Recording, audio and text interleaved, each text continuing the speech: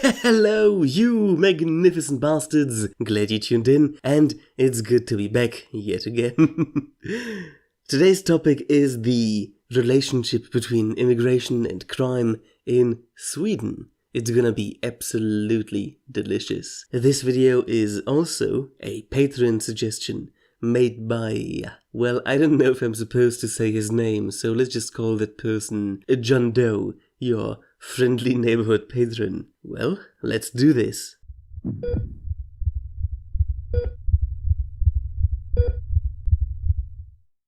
Immigration in on itself is a very complicated issue, and it can become even more complicated if the host country does not properly document the crimes committed, namely the country of origin of the perpetrator and the country of origin of the victim. Many countries, especially the likes of France, completely fail to account for the origin of both perpetrator and victim, essentially providing only a very rough and shallow indicator of what's actually going on in the country. Theoretically, for instance, we might see an overall increase in crime nationwide, while one macro group, for instance natives to the country, show a tremendous decrease in criminality. I lovingly call a situation like this a macro illusion or the macro fallacy, but more on that in a later video. Spoiler, I should say, I think.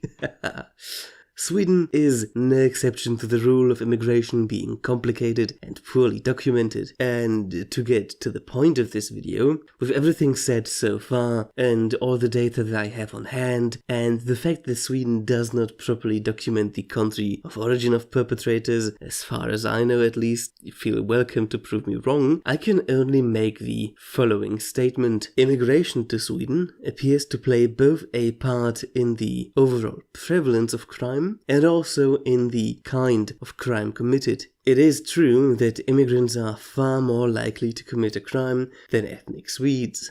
When looking through Swedish crime statistics, you'll almost always find one trend. People with a migration background, be it first-generation migrants or second or even third-generation migrants, are overrepresented. First-generation immigrants make up about 13% of the population, but are responsible for about 25% of all crimes, and another 20% of all crimes are committed by second and third generation migrants. In fact, migrants are 5 times as likely to be investigated for sexual assault than ethnic Swedes, and this number is roughly comparable across the board, even though not as severe with other crimes. Overall, with the exception of traffic-related crimes, migrants are completely overrepresented in every type of crime there is in Sweden. If we look at the last 10 years in Sweden, we'll find a noteworthy increase in sexual offenses, fraud, and harassment. On the other hand, we will find a decrease in property offenses, such as theft from cars, car theft itself, and bicycle theft. Only burglaries saw a rise, and I don't really know why. It would be really interesting to take a look into it. The history of the aforementioned sexual offenses in Sweden is a very complicated one, and would definitely warrant a video on its own, so let's not go into any more detail here. Suffice to say that Sweden has some very early and very interesting legislation against sexual crimes. I think I might do a video on that sometimes in the future. Overall, one of the most interesting pieces of data in the context of this video, I think, is this. Reported offences per 100,000 people 2000 to 2015. From the year 2000 to the year 2015, Sweden saw an increase of reported crime by 12%. If we take a slightly closer look at some of the crime that we saw an increase in, for instance sex crime, we'll find that the total number of sex crimes reported increased by roughly 25%, and the total number of rapes reported increased by about 50%. At this point, it's important to keep in mind that all of those crimes have just been reported. We are not talking convictions yet. Now, all of those numbers are basically nothing without a historical and demographic context, and the historical context is somewhat worrying, I think. In this picture, we see the number of rapes per 100,000 people by year, and what we'll find is that Sweden is completely skyrocketing. Now, we have to be precise, of course, and a good chunk of that is caused by rather complex rape and sexual harassment definitions in Sweden, and very early, very strict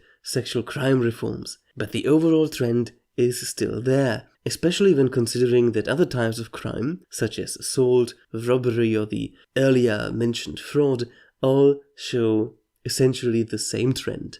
They all show almost exponential growth after the Second World War. Interestingly, the rapid increase in all of those crimes coincides with an increased immigration to Sweden. For instance, in the year 1950, there were roughly only 1,000 migrants from the Middle East in Sweden, while there were almost 300,000 in the year 2003. While I don't have up-to-date information on the total number of Middle Eastern migrants to Sweden, Iraq, Syria, and Iran alone account for 300,000 Middle Eastern migrants living in Sweden as of, well, right now.